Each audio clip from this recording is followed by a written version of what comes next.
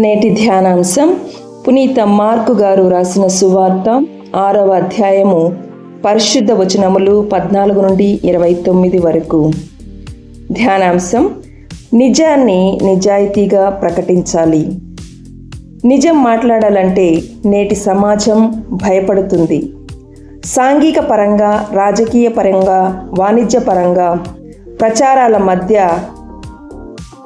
మనుషులు ఎంతో భయంతో జీవిస్తూ ఉన్నారు. ఎంతో భయం సృష్టించి నిజం గొంతులోనే ఆగిపోయేటట్లు చేస్తుంది కొన్నిసార్లు అని కొందరు అంటారు.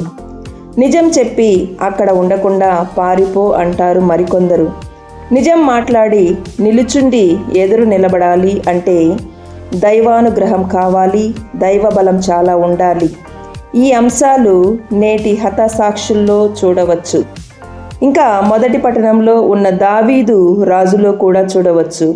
మరి ముఖ్యంగా నేటి సువార్తలో బప్తిస్మ యోహానులో స్పష్టంగా చూడవచ్చు.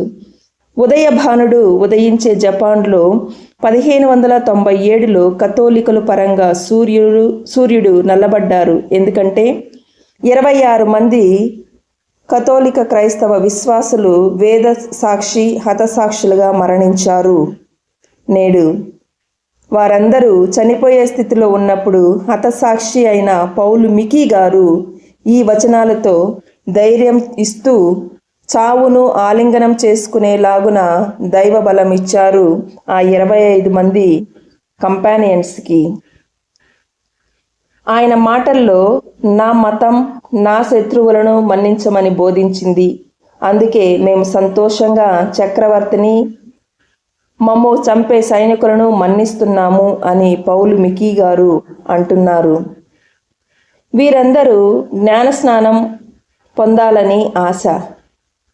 అటు తర్వాత తన తోటి సహచరులను చూస్తూ ధైర్యం ఇస్తూ దేవుని కోసం మరణించాలని ప్రోత్సహించారు.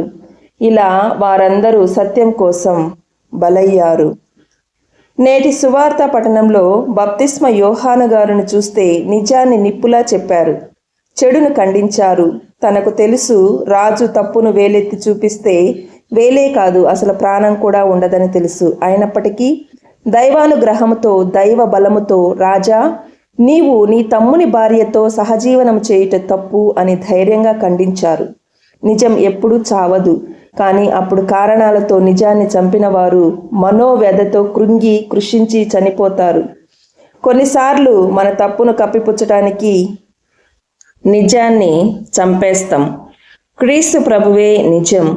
ఈనాటి వేద సాక్షుల వలె, బప్తిస్మ యోహాను వలె నిజం కోసం, వాస్తవాల కోసం నిలబడదాం. ఈ సహచరుల్లో భారతదేశపు పునీతులైన గొంజాలో గార్సియా వారి పండుగను రేపు జరుపుకుంటాము. ఇదే విధంగా ఈ పునీతులు మనకిచ్చే ఆశాభావం ఏమిటంటే భగవంతుణ్ణి నమ్మాలి, విశ్వసించాలి, జీవించాలి, పాటించాలి, ధ్యానించాలి. భగవంతునిలో లీనమై మనమందరం కూడా నిజాయితీగా బ్రతకాలి అని నేర్పిస్తూ ఉన్నది.